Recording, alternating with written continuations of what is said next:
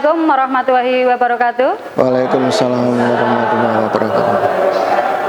Kepada Bapak Kepala SMK Bakti Nusantara yang kami hormati, dan kepada Bapak Ibu Guru yang saya hormati pula, alhamdulillah puji syukur kehadirat Allah Subhanahu wa taala karena pada siang hari ini kita dapat berkumpul di ruangan ini untuk mengikuti kegiatan diseminasi budaya positif dalam rangka memenuhi tugas CGP Angkatan 8 Modul 1.4 dengan sehat walafiat tanpa halangan suatu apapun. Adapun susunan acara kita pada siang hari ini, yang pertama yaitu pembukaan, yang kedua arahan dari Bapak Kepala Sekolah, yang ketiga pemaparan materi, dan yang keempat penutup. Baik Bapak Ibu, untuk mengawali kegiatan kita pada siang hari ini, mari kita menundukkan kepala sejenak untuk berdoa, semoga kegiatan kita nanti dapat berjalan dengan lancar. Berdoa dipersilahkan.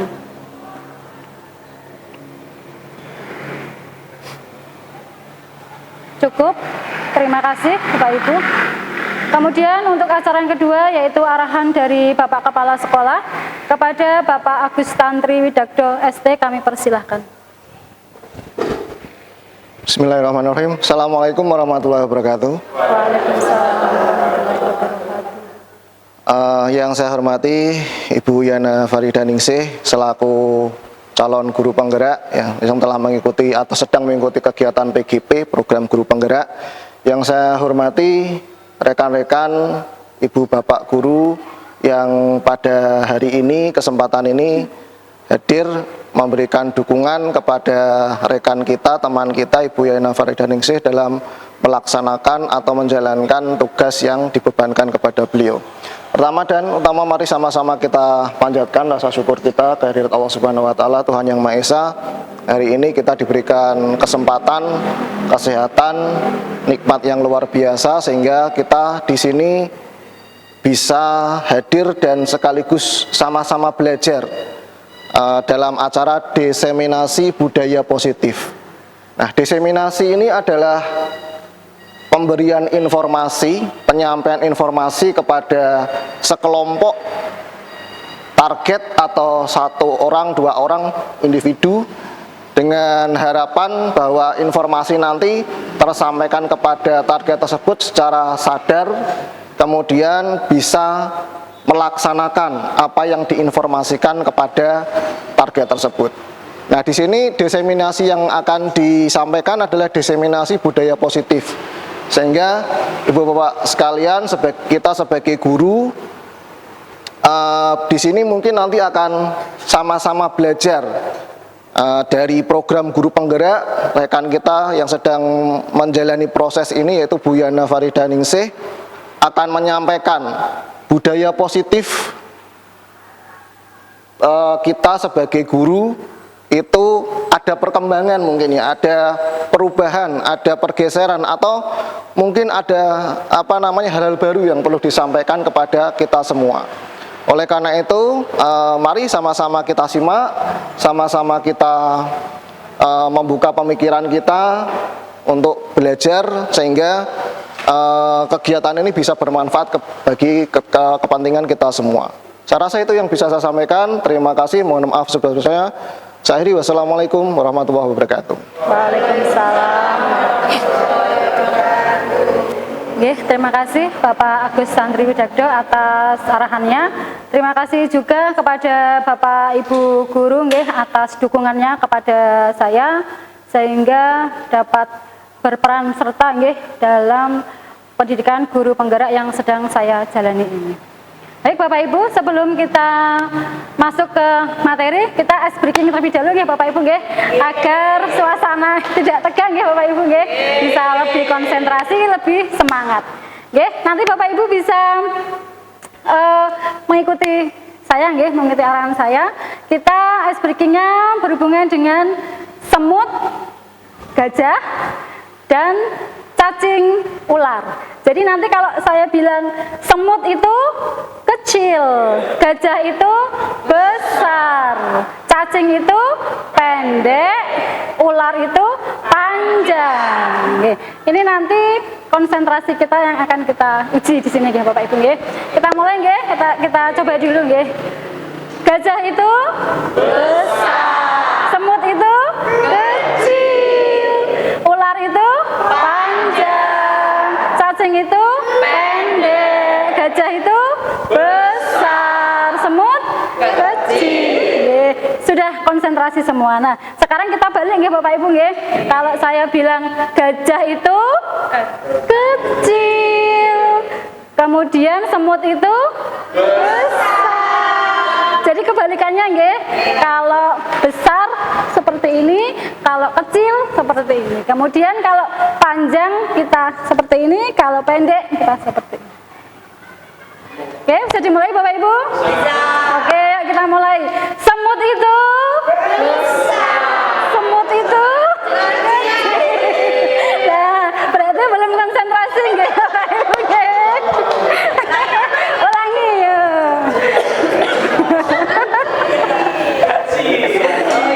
Semut itu kecil. Gajah itu besar. Ular itu panjang. Cacing itu pendek. Gajah itu besar. Sudah cukup membuka ini nggih, apa namanya, merefleksikan kita nggih Bapak Ibu nggih. Oke, tepuk tangan untuk kita semua Bapak Ibu. Terima kasih. Ternyata tadi nggih masih ada yang buyar konsentrasinya nggih. Sebenarnya nggih. Nanti mungkin bisa diterapkan di kelas kita nggih Bapak Ibu nggih, karena dengan ice breaking itu mungkin kita bisa menyiapkan anak-anak itu untuk siap menerima materi. Mungkin ada yang ngantuk, mungkin ada yang tidak semangat. Dengan ice breaking kita bisa lebih semangat. Oke, terima kasih Bapak Ibu. Kemudian kita lanjutkan berkaitan dengan materi budaya positif nih Bapak Ibu nggih. Budaya positif itu merupakan perwujudan dari nilai-nilai atau keyakinan universal yang diterapkan di sekolah. Jadi mungkin kalau dengar kata budaya itu berarti kan sudah apa istilahnya, sudah membudaya, sudah terus-menerus kita lakukan ya Bapak Ibu nggih. Kalau ini budaya positif ini nanti berkaitan dengan disiplin positif. Kalau sesuatu itu kita jadikan sebuah pembiasaan, nanti lama-kelamaan akan menjadi sebuah budaya di sekolah kita. Ini tentunya budaya yang positif ya Bapak Ibu nggih. Lanjut Pak.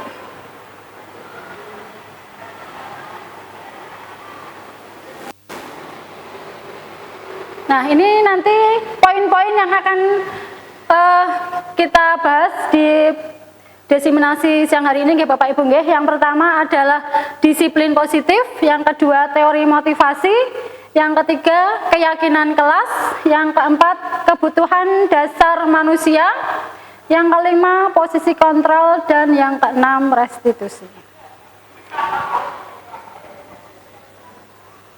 Baik, bagaimana seseorang bisa merubah dari paradigma stimulus respon kepada pendekatan teori kontrol? Nah, ini mungkin kalau kita melihat keseharian kita nggih Bapak Ibu nggih, nanti bisa kita kita jadikan pembelajaran buat kita nggih, agar nanti ke depan mungkin dengan materi ini kita bisa menerapkan di sekolah kita kepada anak-anak kita, sehingga anak-anak nanti menjadi pribadi yang baik begitu nggih. Yang pertama, stimulus respon. Jika dulunya stimulus respon itu realitas kebutuhannya kita itu sama. Kemudian jika kita lihat di teori kontrol, realitas kebutuhan kita itu sebenarnya berbeda. Kemudian yang kedua, semua orang itu melihat hal itu sama. Namun di teori kontrol, setiap orang itu memiliki gambaran yang berbeda-beda. Termasuk kita dengan siswa itu tentunya memiliki gambaran yang berbeda-beda nggih Bapak Ibu nggih. Tidak bisa gambaran kita disamakan dengan gambaran siswa atau murid begitu nggih. Kemudian yang ketiga, kita mencoba mengubah orang agar berpandangan sama dengan kita. Itu di stimulus respon. Kemudian di teori kontrol, kita berusaha memahami pandangan orang lain tentang dunia. Ya, jadi lebih luas nih Bapak Ibu nggih. Kemudian yang keempat, perilaku buruk dilihat sebagai suatu kesalahan. Namun ketika kita di teori kontrol, semua perilaku itu memiliki tujuan. Kadang kita kepada siswa itu langsung menjas anak itu, kamu salah, begitu. Namun sebenarnya segala perilaku yang siswa kita lakukan itu tentunya memiliki tujuan masing-masing, begitu nggih. Kemudian yang kelima, di stimulus respon, orang lain bisa mengontrol saya. Namun di teori kontrol, hanya Anda sendiri yang bisa mengontrol diri Anda sendiri. Nah, ini termasuk dengan murid juga nggih sebenarnya.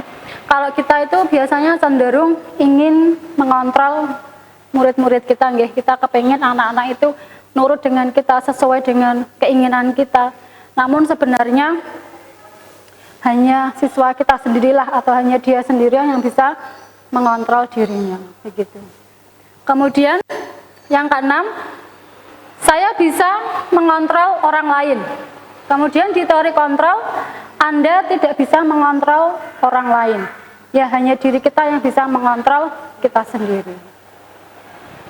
Kemudian yang ketujuh, pemaksaan ada ketika bujukan gagal. Kita cenderung memaksa nggih. Jika kita sudah berusaha membujuk dengan halus, dengan pelan, kemudian ketika bujukan itu gagal, kita cenderung memaksakan kehendak kita. Bagaimana anak itu harus sesuai dengan kehendak kita. Namun ketika kita melihat di teori kontrol, kolaborasi dan konsensus menciptakan pilihan-pilihan baru, bahwa sebenarnya anak-anak itu juga punya pilihan, gitu nih. Tidak harus sesuai dengan keinginan kita, begitu. Kemudian yang terakhir, model berpikir menang dan kalah. Kemudian di teori kontrol, model berpikirnya menang dan menang. Jadi tidak ada siswa yang merasa dirinya kalah, begitu ya Bapak Ibu ya. Lanjut.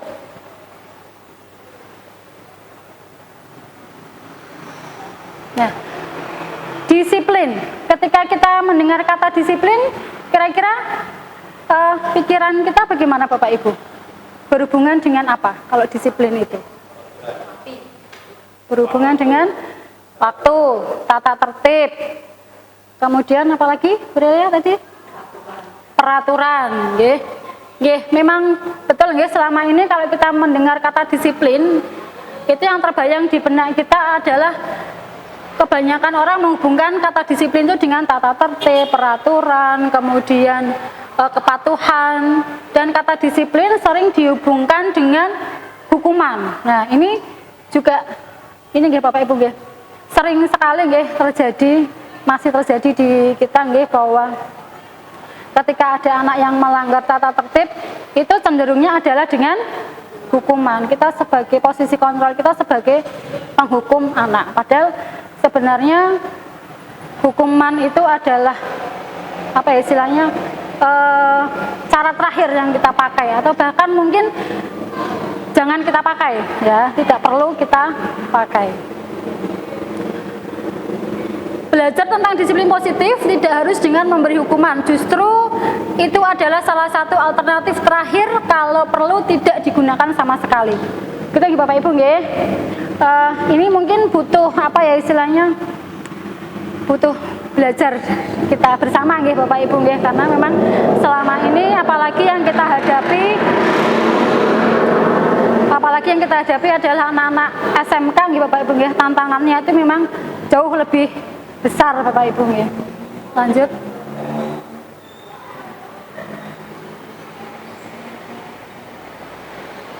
Nah, dalam budaya kita, makna kata disiplin dimaknai menjadi sesuatu yang dilakukan seseorang pada orang lain untuk mendapatkan kepatuhan. kita cenderung menghubungkan kata disiplin dengan ketidaknyamanan. Jadi ketika kita menyampaikan ke anak, kamu harus disiplin, itu berarti anak itu cenderung memiliki pikiran yang tidak nyaman. Istilahnya seperti dipaksa begitu nggih Bapak Ibu nggih. Itu yang selama ini terjadi. Namun setelah kita nanti mendengarkan materi berkaitan dengan disiplin positif ini, harapannya kita bisa merubah nih Bapak Ibu nih, pelan-pelan kita membudayakan budaya positif di sekolah. Lanjut. Nah, ini pemikiran Ki Hajar Dewantara Bapak Ibu. Di mana ada kemerdekaan, disitulah harus ada disiplin yang kuat. Sesungguh pun disiplin itu bersifat self-disiplin, yaitu kita sendiri yang mewajibkan kita dengan sekeras-kerasnya. Tetapi itu sama saja, sebab jikalau kita tidak cakap melakukan self-disiplin, penguasa lain mendisiplinkan diri kita. Dan peraturan demikian itulah harus ada di dalam suasana yang merdeka. Nah, ini bisa diartikan bahwa jika kita tidak bisa mendisiplinkan diri kita, ya, maka orang lain yang akan mendisiplinkan kita. Seharusnya memang diri kita sendirilah, kembali ke diri kita ya. Gitu. Lanjut, Pak. Dengan kata lain, seseorang yang memiliki disiplin diri berarti mereka bisa bertanggung jawab terhadap apa yang dilakukannya. Nah, ini perlu digarisbawahi nih Bapak Ibu nggih. Karena mereka mendasarkan tindakan mereka pada nilai-nilai kebajikan universal. Nah, nanti kita bahas juga berkaitan dengan nilai kebajikan tersebut nih Bapak Ibu nggih. Nah, nilai kebajikan adalah sifat-sifat positif manusia yang merupakan tujuan mulia yang ingin dicapai oleh setiap individu. Ya. Salah satunya adalah nilai-nilai kebajikan yang dicapai oleh setiap anak di Indonesia yang kita kenal dengan profil pelajar Pancasila. Nah, di dalam profil pelajar Pancasila itu terdapat dimensi, dimensi itu suatu hal yang harus kita capai agar anak-anak itu bisa memiliki nilai-nilai yang ada di dalam profil pelajar Pancasila tadi. Mungkin bisa disampaikan Bapak Ibu berkaitan dengan profil pelajar Pancasila tadi. Pak Beni mungkin bisa menyampaikan Pak Beni nilai-nilainya atau dimensinya gitu Pak Beni nggih, monggo. Di dalam kandungan itu atau profil pelajar Pancasila ada dimensi yang saya ketahui. Pertama adalah beriman dan bertakwa kepada Tuhan Yang Maha Esa serta berakhlak mulia. Yang kedua adalah berkebinekaan global. Terus yang ketiga gotong royong, keempat mandiri, kelima bernalar kritis, dan keenam kreatif. Tepat sekali. Tepuk tangan buat Pak Beni. Bapak Ibu, itu merupakan salah satu contoh nilai-nilai kebajikan yang harus dicapai oleh anak-anak didik kita. Ada 6 dimensi tadi. Meskipun di luar profil pelajar Pancasila pun masih banyak lagi nilai-nilai kebajikan yang harus kita tanamkan. Misalkan kejujuran, itu juga harus kita tanamkan di diri peserta didik kita nggih Bapak Ibu nggih. Lanjut.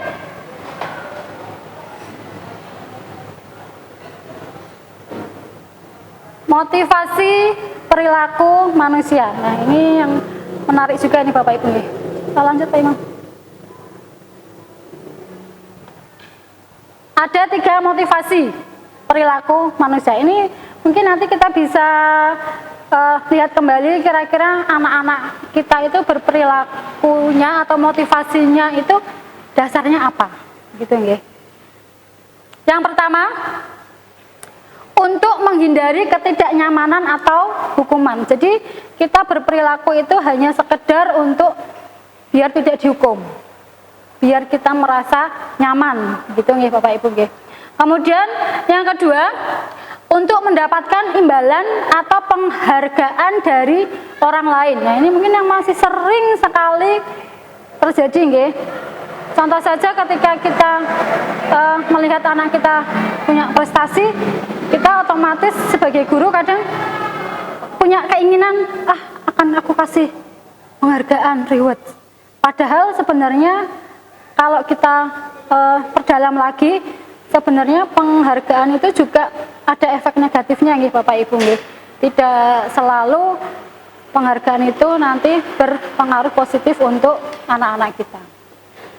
Kemudian yang ketiga, untuk menjadi orang yang mereka inginkan dan menghargai diri sendiri dengan nilai-nilai yang mereka yakini. Nah, di sini motivasi yang akan membuat seseorang memiliki disiplin positif. Ini nanti yang target kita untuk anak itu yang ketiga ini nggih Bapak Ibu nggih. Karena motivasi perilakunya anak itu bisa motivasi intrinsik, bukan ekstrinsik. Jadi mereka melakukan sesuatu atau berperilaku itu atas dasar motivasi dari dalam dirinya sendiri, bukan karena orang lain. Karena nanti ketika anak itu berperilaku karena pengaruh dari orang lain atau dari motivasi yang ekstrinsik ya, itu akan bersifat hanya sementara, jangka pendek ya Bapak Ibu. Berbeda ketika anak itu berperilaku dengan motivasi intrinsiknya ya, dari dalam dirinya sendiri, itu akan dampaknya itu lebih ke jangka panjang. Meskipun nanti ada misalkan ini nggih, murid kita jika menggunakan yang ketiga ini, meskipun nanti tidak ada hukuman, meskipun tidak ada penghargaan, dia tetap akan berperilaku positif. Itu nggih Bapak Ibu nggih. Lanjut.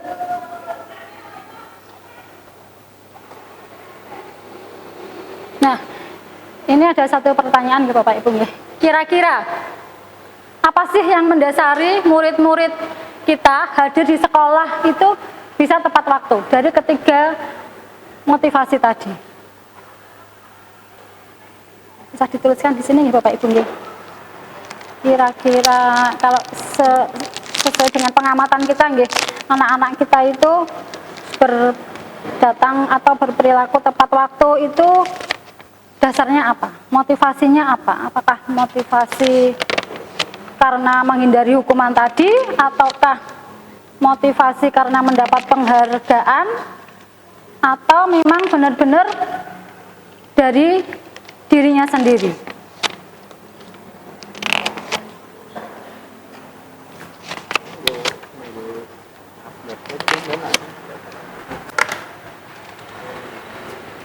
Kasih nama Pak. Nggak usah kasih nama, nggak apa-apa. Kasih nama. Oh ya, monggo. Boleh, kasih nama juga boleh Pak. Monggo Bapak Ibu silakan.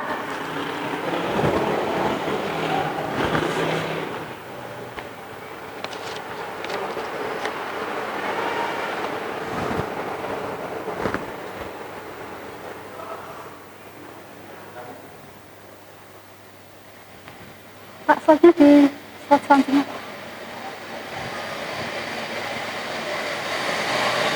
Ini Pak, kira-kira motivasi anak-anak kita yang hadir di sekolah tepat waktu itu motivasinya apa Pak?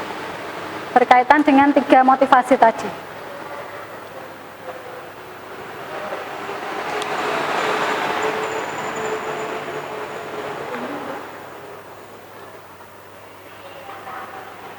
Apakah karena hanya sekedar menghindari hukuman,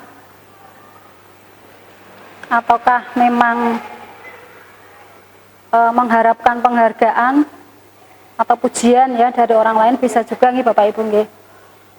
Atau mungkin memang benar-benar dari dalam diri mereka sendiri.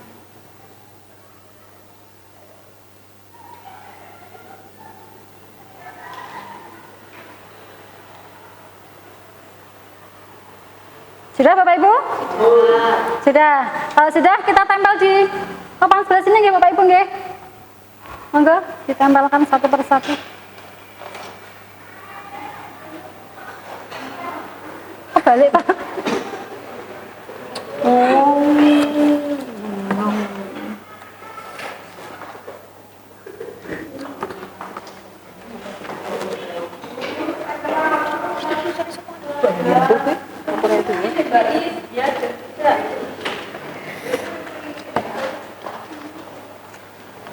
Wale. Enggak, Pak. Sudah ya Bapak Ibu nggih? Oh iya, silakan Pak.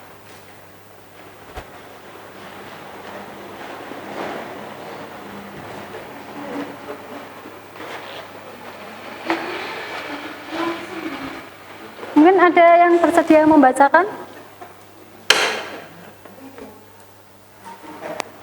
Ada yang mau membacakan? Bu Relia mungkin? Boleh? Silakan Bu, maju, enggak apa-apa Bu. Maju aja, enggak apa-apa.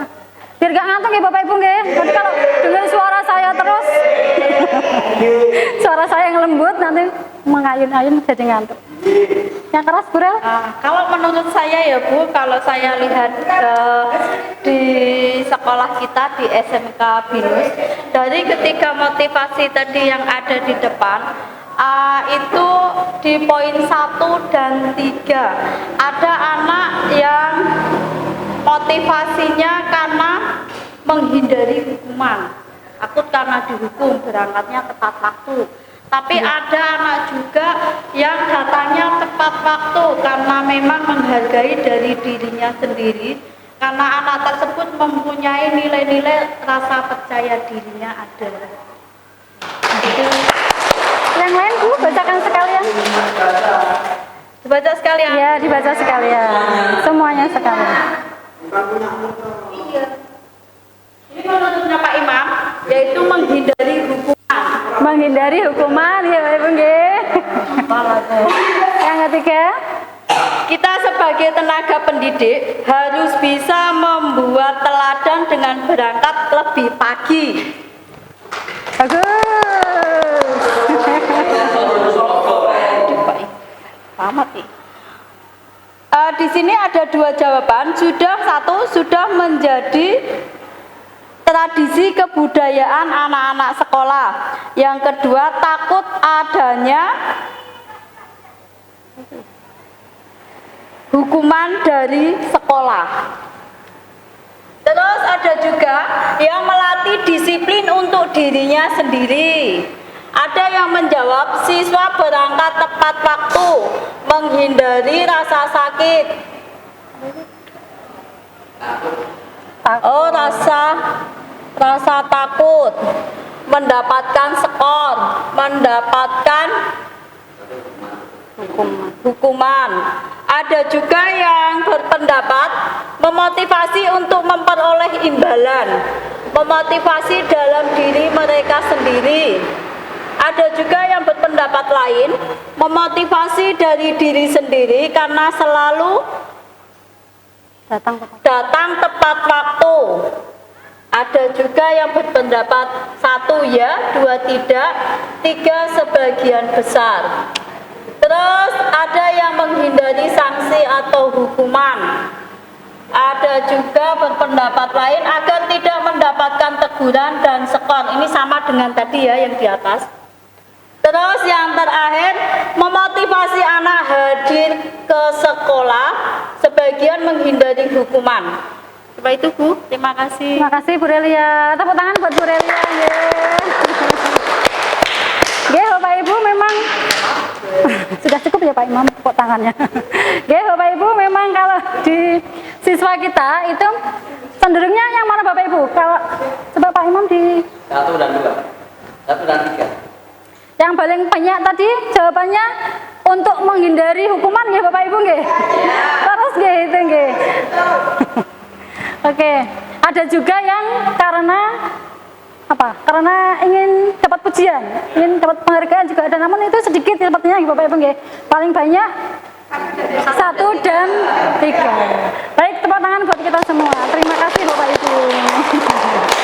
Lanjut ke slide berikutnya. Nanti ada pertanyaan lagi ya Bapak Ibu nggih, nanti kita jawab dan bahas bersama. Ya, biar asik. Ada yang nakal, Pak Imam yang nakal ya. Oke, tujuan dari disiplin positif adalah menanamkan motivasi yang ketiga pada murid-murid kita, yaitu untuk menjadi orang yang mereka inginkan. ya, menghargai diri sendiri dengan nilai-nilai yang mereka sudah atau telah memiliki motivasi intrinsik yang seperti tadi yang saya sampaikan ya, bahwa memang seharusnya anak-anak itu memiliki motivasi dari dalam dirinya sendiri, tidak terpengaruh kepada orang lain. Ini nanti akan berdampak baik dan terus-menerus atau berdampak jangka panjang untuk anak-anak kita.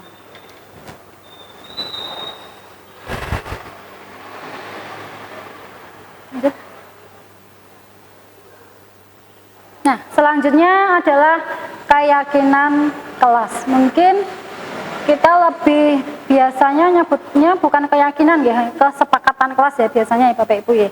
Ada yang sudah menerapkan ini Bapak Ibu di kelasnya, mungkin yang wali kelas atau yang ngajar di kelas sudah apa ya istilahnya membuat kesepakatan atau keyakinan di kelasnya masing-masing sudah ya Bapak Ibu ya. Memang nggih Bapak Ibu nggih, kadang kita itu tanpa kita sadari sudah bisa menerapkan, cuman kadang tidak tahu istilahnya apa gitu nggih. Seperti nanti di teori kontrol ataupun di restitusi juga seperti itu. Kadang kita tidak tahu itu tahapannya apa, tapi memang sudah kita lakukan, sudah nyerempet begitu nggih. Keyakinan kelas, prosedur pembentukan keyakinan sekolah atau kelas. Yang pertama, mempersilahkan warga sekolah atau murid-murid untuk bercurah pendapat. Nah, jadi di keyakinan kelas ini nanti tidak hanya guru yang menentukan Bapak Ibu. Jadi anak-anak pun, murid-murid kita pun diminta untuk berpendapat. Jadi nanti tercipta apa ya istilahnya kesepakatan bersama, bukan hanya dari salah satu pihak saja. Yang kedua, mencatat semua masukan murid. Jadi semua masukan murid nanti kita tulis semuanya di papan tulis atau mungkin diketik ya, ditampilkan begitu. Kemudian kita ganti kalimat negatif menjadi kalimat positif. Misalkan apa ini Bapak Ibu? Ada yang bisa kasih contoh merubah kalimat negatif menjadi kalimat positif? Apa Pak Imam? Ayo maju, jangan takut. Kita ganti, ayo maju, semangat. Oh iya, betul nggih Bapak Ibu nggih? Jadi kalimat-kalimat yang negatif itu berusaha kita hindari. Nanti kesannya menjadi berbeda nggih. Misalkan kita menyuruh anak simpan HP-mu. Jangan dikeluarkan HP-mu, jangan buat mainan misalkan. Kata-kata jangan, tidak boleh, itu sebenarnya kita bisa merubah menjadi kalimat yang positif. Ya. Gunakan HP-mu saat istirahat misalkan. Itu bisa nggih Bapak Ibu nggih? Bisa kita pakai sebagai pengganti kalimat yang negatif tadi. Kemudian tinjau kembali daftar curah pendapat. Jadi tadi yang sudah ditulis tadi kita tinjau kembali, kita cek kembali kira-kira mana yang masuk, mana yang tidak. Jadi nanti ada kesepakatan begitu ya.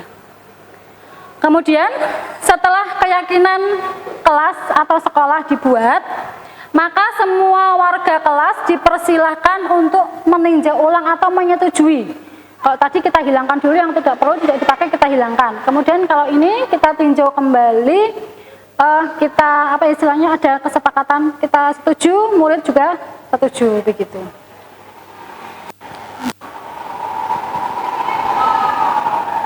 Kemudian yang terakhir, ketika sudah disepakati, maka keyakinan kelas itu nanti akan lebih baik kita tempelkan ya Bapak Ibu ya di kelas kita masing-masing, sehingga nanti anak-anak bisa melihat. Warga kelas, warga sekolah bisa melihat. Jadi ketika anak itu tidak sesuai dengan keyakinan kelas, maka harus ada apanya Bapak Ibu? Tadi kita menghindari hukuman, kita ganti dengan konsekuensi. Mungkin tadi belum dibahas berkaitan dengan hukuman dan konsekuensi, nanti ada di slide selanjutnya. Nah, ini contoh saja Bapak Ibu. Contoh keyakinan kelas. Misalkan selalu bersikap positif, di kelas harus berbicara dan bersikap sopan dan santun dengan warga kelas atau warga sekolah, nggih. Jadi sikap sopan santun tidak hanya dengan guru saja, tapi dengan semua warga sekolah. Kadang kan anak pikirannya itu dia harus bersikap sopan dan santun hanya kepada orang yang lebih tua. Padahal temannya pun juga butuh dihargai, nggih Bapak Ibu, nggih. Butuh sopan dan santun juga kepada temannya, begitu. Lanjut, Pak Imo.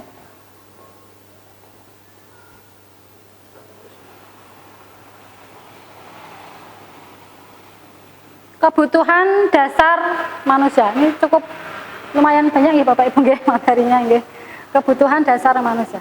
Untuk keyakinan kelas tadi, harapannya di awal tahun pelajaran seperti ini, nggih, ini waktu atau momen yang tepat ya untuk kita untuk membuat kesepakatan atau keyakinan kelas, nggih. Terutama Bapak Ibu wali kelas mungkin nanti bisa membuatnya di kelasnya masing-masing, kemudian ditempel di dinding kelasnya masing-masing. Sehingga harapannya dengan keyakinan kelas tadi, anak-anak kita akan mempunyai disiplin yang positif. Kalau terus-menerus kita lakukan bersama-sama, nanti lama-kelamaan akan menjadi budaya positif. Nah, ini kebutuhan dasar manusia Bapak Ibu. Ada 5 kebutuhan dasar yang harus kita penuhi, nggih Bapak Ibu, nggih. Yang pertama, bertahan hidup. Kemudian kebutuhan akan kasih sayang dan rasa diterima. Butuh kasih sayang betul Bapak Ibu? Betul, nggih. Pasti itu. Kemudian kebutuhan akan penguasaan, kebutuhan akan kesenangan, dan kebutuhan akan kebebasan. Butuh kesenangan Bapak Ibu? Betul. Pasti butuh. Butuh Pak Agus, butuh kesenangan. Butuh. Ya sekali-kali kita bersenang-senang. Piknik boleh, jalan-jalan boleh. Setuju ya Pak Agus ya? Setuju. Kebutuhan dasar manusia. Nah, yang pertama, bertahan hidup. Kebutuhan yang bersifat fisiologis, ya, untuk bertahan hidup, misalkan kesehatan, makanan, minuman, kemudian tempat tinggal, ya, itu harus kita penuhi, dan itu otomatis ini, ya, sudah kita berusaha memenuhi ini. Kemudian yang kedua, kasih sayang dan rasa diterima, meliputi kebutuhan akan hubungan sosial. Hubungan sosial untuk memberi dan menerima kasih sayang. Jadi kasih sayangnya tidak hanya dari suami atau istri, nggih, tapi dari teman, lingkungan kerja, kita bersosial dengan orang lain, itu merupakan kebutuhan dasar kita sebenarnya. Apakah kita bisa hidup sendiri atau menarik diri dari lingkungan kita? Pasti nggak bisa. Ada yang bisa? Yang menyendiri di kantor sendirian, nggak ada teman ngobrol, pastinya tidak bisa. Begitupun juga dengan murid-murid kita. Mungkin ada nggak kalau murid kita yang cenderung menarik diri dari teman-temannya, ada nggak? Nah, itu nanti PR kita. Beni Fadli itu ya Pak ya? Oh iya. Oh iya. Oke, lanjut. Yang ketiga, kebutuhan akan penguasaan. Diklik di sembarang Pak. Kekuatan untuk mencapai sesuatu. Ya, belum selesai Pak tadi slide-nya. Belum, baru sampai ketiga tadi. Menjadi kompeten, menjadi terampil, diakui, ya, didengarkan, dan memiliki rasa harga diri. Betul nggih Bapak Ibu nggih? Betul. Jadi ini tidak hanya kebutuhan kita, murid-murid kita pun juga sama nggih Bapak Ibu nggih. 5 kebutuhan dasar ini juga akan berusaha mereka penuhi, entah bagaimanapun caranya nggih. Kemudian yang keempat, kebutuhan akan kebebasan. Nah, ini bukan hanya kita, murid kita pun justru juga terkadang pengen bebas. Kali-kali Bu, bebas, besok libur, wah bebas, seneng ya Pak ya. Gurunya belum infokan, anaknya sudah tahu kalau besok libur, biasanya begitu. Berita saya info. Lah itu. Kebutuhan akan kemandirian, otonomi, memiliki pilihan dan mampu mengendalikan arah hidup seseorang. Ya, kali-kali memang harus ada kebebasan. Ya. Yang terakhir, kebutuhan akan kesenangan. Ya, ini untuk bermain, tertawa, bercanda dengan teman, dengan kalau kita ya dengan rekan kerja, ya. Ini memang harus kita penuhi juga, karena kalau kita tidak punya kesenangan, kira-kira bagaimana Bapak Ibu? Membosankan, sedih, hambar, hampa, ya hampa, setidaknya bisa hampa, hampa hidupku. Oh, mempengaruhi kinerja, ya betul sekali Bapak Ibu, ya. Kalau kita kurang dengan kesenangan itu pasti kinerjanya akan menurun, gitu, nggih. Sekali-kali harus disenangkan berarti. Pak Imam disenangkan teman-temannya ya.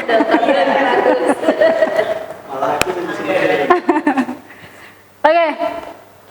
Semua orang senantiasa berusaha memenuhi kebutuhannya ya dengan berbagai cara. Ini termasuk anak-anak kita juga akan memenuhi kebutuhan mereka itu dengan berbagai cara, pakai caranya mereka sendiri. Yang terkadang kita kurang memahami nggih Bapak Ibu nggih. Selanjutnya, bila mereka tidak mendapatkan kebutuhan dengan cara yang positif, maka bisa saja mereka melanggar peraturan, kemudian melakukan hal-hal yang tidak sesuai dengan nilai-nilai kebajikan atau hal-hal yang cenderung negatif begitu. Jadi memang sebagai guru kita harus bisa memahami kebutuhan dasar anak-anak kita. Bagaimana kita merangkul mereka agar mereka dapat memenuhi kebutuhannya dengan cara yang positif begitu. Kemudian selanjutnya posisi kontrol. Posisi kontrol guru. Nah, ini menarik kalau buat saya Bapak Ibu nggih. Karena selama ini saya baru tahu ini ya, baru tahu ketika saya mengikuti pendidikan guru penggerak ini nggih. Yang pertama, posisi kontrol sebagai penghukum. Bila menggunakan hukuman, bisa menggunakan hukuman fisik maupun verbal. Ini kadang tanpa kita sadari nggih. Tapi kalau di sini insya Allah kalau secara fisik tidak ada nggih Bapak Ibu nggih. Karena kita selalu menjaga nggih, karena anak-anak kita juga merasa dilindungi di sini begitu. Kemudian ini contoh kalimatnya. Jika kita menjadi posisi sebagai seorang penghukum, patuhi aturan saya. Awas kalau kamu melanggar, nanti tak kasih hukuman misalkan. Ya, jadi kata-katanya itu agak, kalau kesannya itu agak keras begitu nih Bapak Ibu. Kemudian kemungkinan kalau kita menjadi posisi kontrol sebagai penghukum, ini anak-anak nanti akan bisa sakit hati. Gitu, nggih. Mungkin ada yang anaknya sensitif sampai besok ke depan masih bisa benci dengan gurunya. Ya, bisa mungkin lebih dalam lagi, bisa dendam ke gurunya sampai diingat sampai nanti dia dewasa masih ingat kata-kata gurunya yang menyakitkan misalkan begitu. Kemudian yang kedua, membuat merasa bersalah. Jadi kita di sini membuat anak itu merasa bersalah. Biasanya guru akan bersuaranya lebih lembut. Kalau yang penghukum tadi mungkin ini ya lebih keras suaranya Pak Imam gitu, bergetar suaranya, hei gitu ya, misalkan gitu ya. Kalau ini lebih lembut namun mengena di hati. Misal contohnya kalimatnya, saya sangat kecewa, ibu sangat kecewa sekali dengan kamu.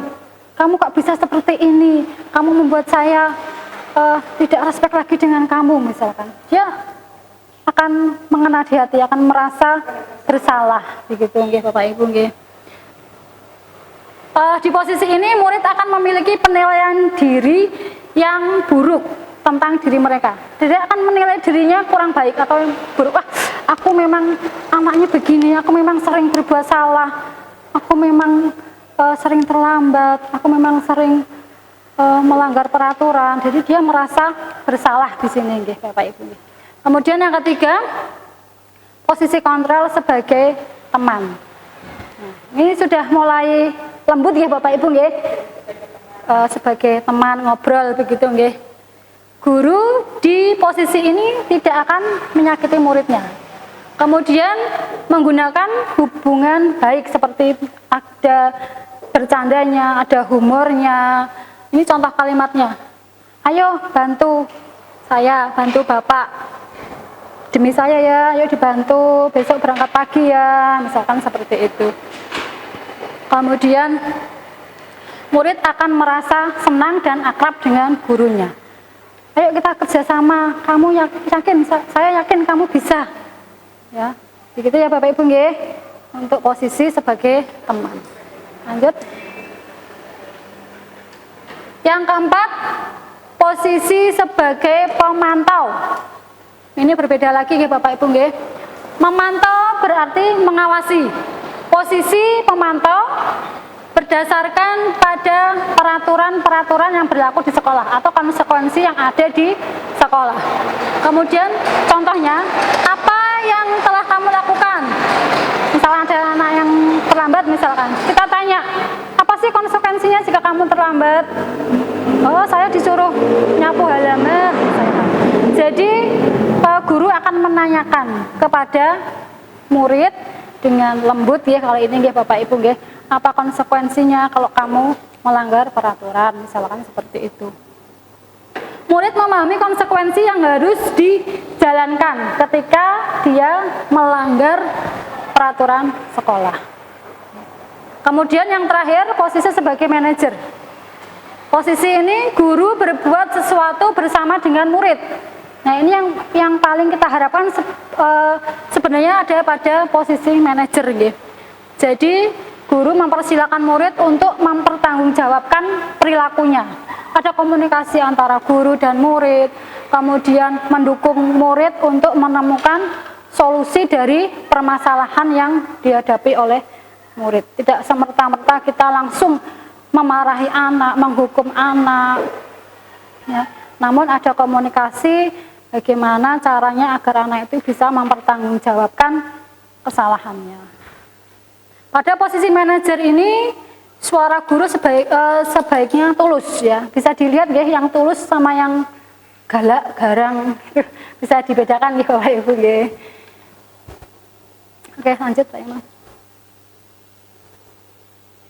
Nah, ini apa posisi kontrol yang selama ini Bapak Ibu lakukan di sekolah? Dari kelima posisi kontrol tadi tentunya Bapak Ibu sudah bisa menilai diri kita sendiri nggih, kira-kira selama ini itu kita posisi kontrolnya sebagai apa? Apakah sebagai penghukum, apakah sebagai pembuat merasa bersalah, sebagai teman, ya, kemudian sebagai pemantau ataupun sebagai manajer.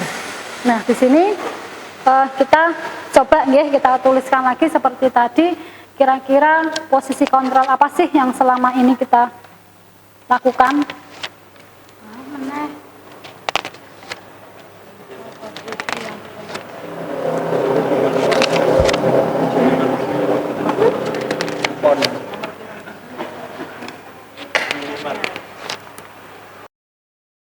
Sekarang ditulis nggih Bapak Ibu nggih.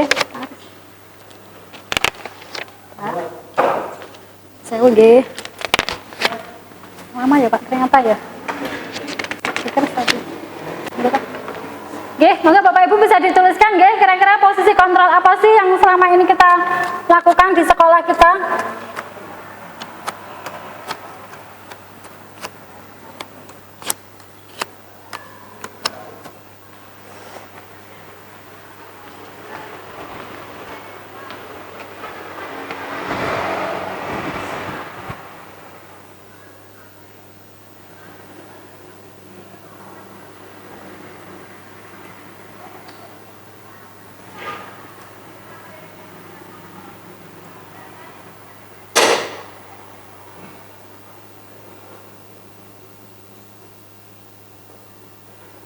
Deng-deng, waktu habis Bapak Ibu. Silakan ditempel di depan. Kalau belum dilanjutkan dulu.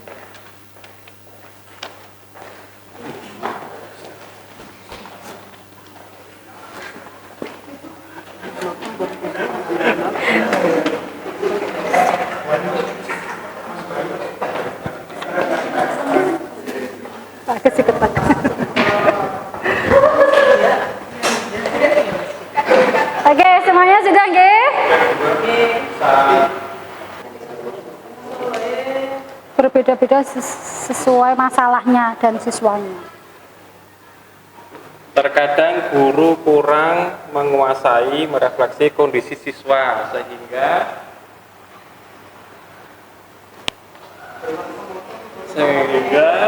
ambil tindakan yang lain.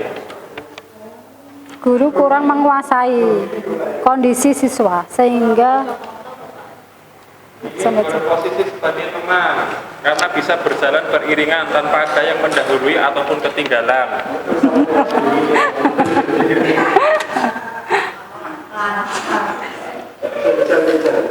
Kadang sebagai pembuat merasa bersalah, kadang sebagai manajer, jadi banyak.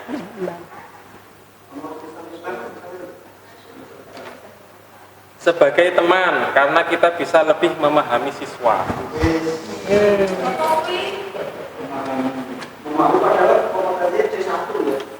Sebagai teman, membuat siswa merasa teman kita agar kita bisa memahami karakter anak. Sebagai teman, titik. Teman, pemantau, pembuat rasa bersalah, yang dapat penghukum kadang-kadang sebagai penghukum. Posisi kontrol, pembuat rasa bersalah dan pemantau. Iya ada.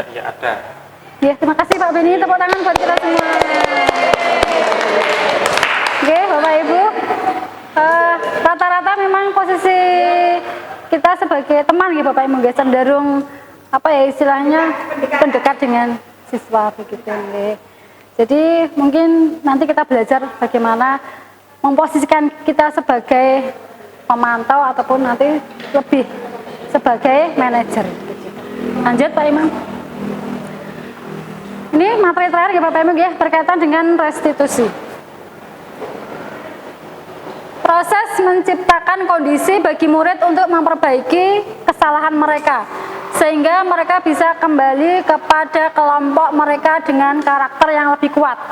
Ini lebih cenderung apa ya istilahnya menguatkan siswa. Gimana sih kita bisa membuat siswa itu kuat menghadapi permasalahannya sehingga nanti bisa kembali ke lingkungannya dengan baik. Ya, Bapak Ibu ya, tidak merasa bersalah, kemudian tidak merasa putus asa. Itu tujuannya dari restitusi. Ada langkah-langkahnya ya Bapak Ibu ya ketika kita melakukan restitusi. Yang pertama, menstabilkan identitas, validasi tindakan yang salah, dan menanyakan keyakinan. Jadi ketika kita menghadapi siswa yang bermasalah, kita akan melakukan segitiga restitusi dengan ketiga langkah yang ada di depan. Lanjut. Nah, ini menstabilkan identitas. Jadi ketika anak datang ke kita, ketika anak melanggar keyakinan kelas tadi ya Bapak Ibu nggih. Yang pertama menstabilkan identitas. Kita bisa menyampaikan ke anak bahwa manusia itu memang tempatnya salah, misalkan. Salah itu suatu hal yang manusiawi. Saya pun juga terkadang berbuat salah begitu. Jadi itu kata-kata yang kita sampaikan kepada siswa. Jadi siswa itu merasa bahwa dia tidak hanya dia saja yang bersalah begitu ya Bapak Ibu. Intinya seperti itu. Jadi memang salah itu sebenarnya wajar. Yang kedua, validasi tindakan yang salah. Setiap tindakan dilakukan dengan suatu tujuan. Ini contoh kalimat yang kita sampaikan kepada murid kita. Padahal kamu bisa melakukan hal yang lebih buruk dari ini ya. Nah, misalkan ini contohnya nggih. Kamu pasti punya alasan ya untuk melakukan ini. Apa sih alasanmu? Kenapa kamu bisa seperti ini? Nah, jadi murid nanti menyampaikan alasannya kenapa dia berbuat salah begitu. Oh, saya terlambat itu karena tadi malam bantu orang tua saya Bu jualan misalkan. Jadi dia pasti punya alasan tersendiri, yang itu yang harus kita dengarkan. Kadang sebagai guru kita tidak menanyakan alasannya nggih. Tiba-tiba langsung kamu salah, kamu terlambat, kamu harus dihukum, kamu harus dapat sanksi begitu. Namun di sini kita harus menanyakan alasan dia terlambat kenapa, masalahnya apa, dia harus diberi kesempatan untuk menyampaikan tujuannya. Yang ketiga tadi masih ada satu Pak Imam. Setiap validasi tindakan yang salah ya, setiap tindakan kita dilakukan dengan satu, ini yang ketiga loh Pak Imam. Sudah selesai ya? Oh ya sudah. Berarti sudah selesai. Ternyata waktunya sangat lama sekali ya Bapak Ibu ya. Jadi nanti segitiga restitusi ini bisa diterapkan ketika kita menghadapi siswa yang bermasalah atau ketika siswa melanggar tata tertib. Ya, mungkin di lain kesempatan nanti kita akan membahas materi yang lebih menarik lagi ya Bapak Ibu ya. Di tengah itu tadi harusnya itu validasi tindakan yang itu sebenarnya kurang satu tadi. Ya Bapak Ibu ya yang ada 3 harusnya tadi.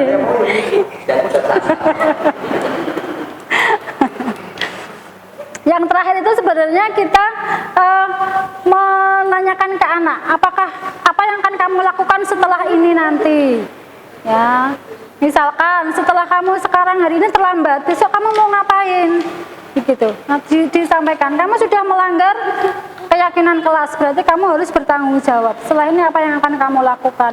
Ke depan apakah kamu bisa jadi lebih baik lagi? Apakah kamu bisa tidak terlambat lagi? Itu yang disampaikan ketika tahap yang ketiga. Ada pertanyaan Bapak Ibu sampai sini? Sudah cukup nggih Bapak Ibu nggih? Semoga nanti setelah ini kita dapat yang pertama tadi membuat apa Bapak Ibu? Keyakinan kelas di kelas kita masing-masing nggih. Kemudian yang kedua tadi kita bisa memposisikan diri kita atau kontrol kita sebagai seorang pemantau atau manajer. Ya paling tidak teman dulu. Ketika kita sudah menjadi teman, nanti kita bisa menjadi pemantau dan lalu kita bisa menjadi manajer. Begitu nggih. Kemudian ketika ada permasalahan, alangkah baiknya kita mempraktekkan segitiga restitusi tadi. Jadi mungkin lain waktu saya tunjukkan prakteknya nggih Bapak Ibu nggih, praktek segitiga restitusi kepada anak. Memang kalau kita itu SMK melihat tipe atau karakter anaknya dulu ya Bapak Ibu nggih. Kadang ada anak yang mudah diajak ngobrol, ada yang anak yang tertutup, susah untuk diajak ngobrol, kerjasama itu susah juga ada. Nggih Bapak Ibu, sampai di sini dulu pertemuan kita pada siang hari ini. Semoga apa yang saya sampaikan hari ini ada manfaatnya untuk kita semua. Kedepannya Bapak Ibu bisa kita terapkan di sekolah kita, bisa menjadi lebih baik, kita bisa mendidik anak-anak kita, menuntun anak-anak kita menuju masa depan mereka masing-masing. Ya, terima kasih. Kita tutup acara kita dengan bacaan hamdalah bersama. Amin. Terima kasih Bapak Ibu. Wabillahi taufiq wal hidayah. Wassalamualaikum warahmatullahi wabarakatuh.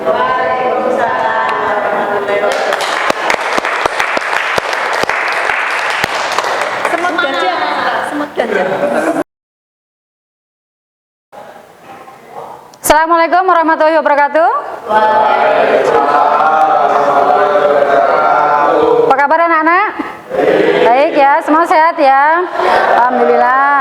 Oke, terima kasih anak-anak. Pada kesempatan pagi hari ini kita akan membuat keyakinan kelas ya. Keyakinan kelas itu nanti akan kita sepakati bersama-sama ya. Jadi bukan saya yang menentukan, tapi kita bersama yang menentukan dan kita bersama juga yang nanti akan melaksanakan. Oke? Oke, jadi nanti pertama anak-anak boleh mengutarakan pendapatnya. Kira-kira nanti keyakinan kelas apa saja yang akan kita tuliskan untuk kelas kita. Paham ya? Jadi nanti nilai-nilai kebajikan apa saja yang harus kita laksanakan ketika kita belajar. Oke. Yang pertama kita ini dulu ya, apa namanya, mengutarakan dulu satu persatu. Nanti kalau ada masukan silahkan dituliskan di papan tulis maju, kira-kira keyakinan kelas apa saja yang akan kita jalankan atau kita laksanakan di kelas kita. Oke, bisa dimulai dari siapa? Yuk silakan. Nanti setelah, oke, Mas Dia, maju.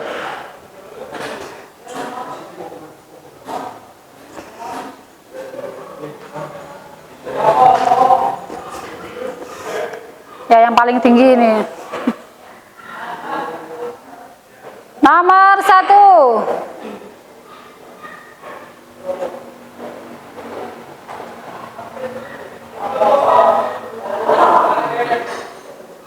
Datang tepat waktu. Oke ya, kita tampung dulu ya. Oke Mas, silakan.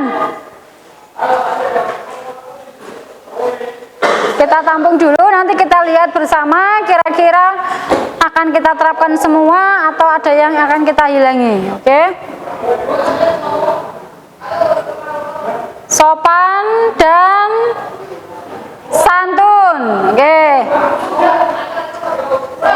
Yuk, silakan Mbak Saskia. Yuk.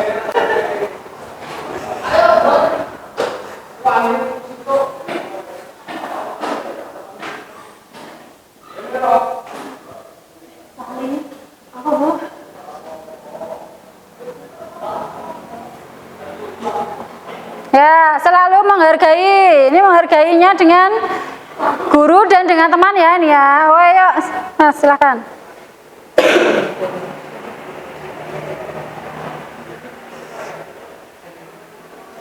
Minta tolong sekretaris kelasnya dituliskan ya. Mbak Lili dituliskan ya. Oke.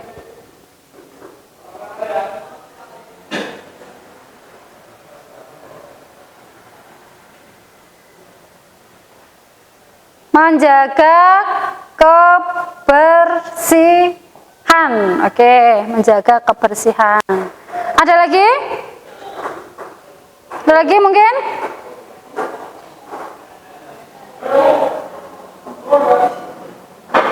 Yuk, Mbak Lili silakan.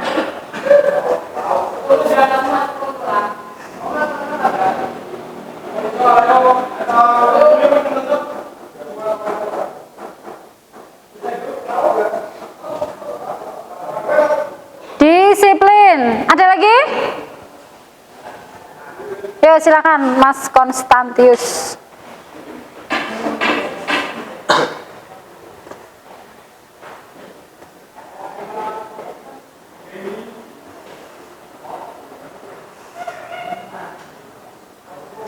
Mentaati peraturan.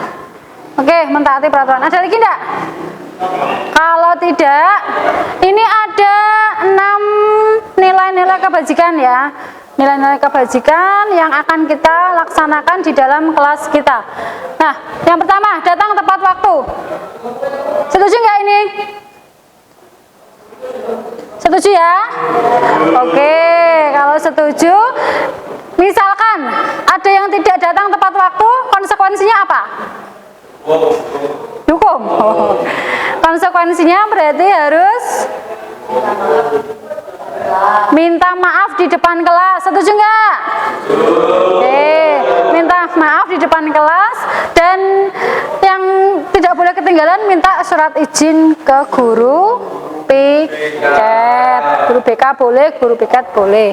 Oke, yang kedua, sopan dan santun. Ini kepada siapa? Kepada guru dan kakak kelas, teman ya, teman satu kelas juga pastinya ya. Kalau tidak sopan dan santun harus apa ini konsekuensinya? Minta maaf. Minta maaf di depan kelas lagi ya. Minta maaf di depan kelas. Oke. Yang ketiga, selalu menghargai sesama teman dan kepada guru ya, saling, berarti ada timbal baliknya. Kalau tidak berarti harus apa? Nyanyi di depan kelas. Minta maaf dan nyanyi di depan kelas. Ada masukan? Selain minta maaf di depan kelas, ada lagi nggak? Atau hanya minta maaf saja? Datang ke ruang BK ya nanti ya. Oke ya, oke yuk. Menjaga kebersihan, berarti kelasmu harus dalam kondisi bersih, termasuk lantainya, lacinya, ya, Jika ada yang tidak menjalankan, konsekuensinya apa? Bersih-bersih sekolah, bersih-bersih kelas, bersih-bersih sekolah gitu ya. Oke. Kemudian disiplin. Disiplin itu sudah termasuk tadi ya, datang tepat waktu ini ya. Kita jadikan satu saja ya. Disiplin sama datang tepat waktu ini kita jadikan satu. Kemudian mentaati peraturan sesuai dengan tata tertib SMK Bakti Nusantara ya, termasuk bajunya rapi, atributnya juga lengkap, ya, sepatu, kerudung sesuai dengan aturan ya. Jika tidak mentaati, diskor. Ya, kalau ada yang tidak mentaati atau tidak menjalankan tata tertib, nanti bisa datang ke BK ya. Oke, sampai sini kira-kira semua ini kita sepakati bersama? Oke, kita sepakati ya, berarti harus dijalankan, tidak hanya anak-anak tapi juga saya ikut menjalankan ya. Oke, sepakat ya? Oke, kalau sepakat nanti kesepakatan atau keyakinan kelas ini bisa dituliskan di satu lembar kertas, dicetak yang bagus ya. Ini kan multimedia, harusnya bisa membuat tulisan yang keren ya, dengan warna, dengan bentuk tulisan yang bagus, nanti bisa ditempelkan di kelas. Oke anak-anak, sudah sepakat. Terima kasih untuk pembuatan keyakinan kelas kita pada siang hari ini. Sekian, wassalamualaikum warahmatullahi wabarakatuh.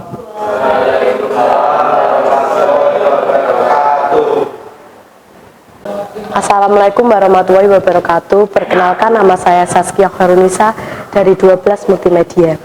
Saya merasa sangat senang setelah mengikuti kegiatan pembuatan keyakinan kelas.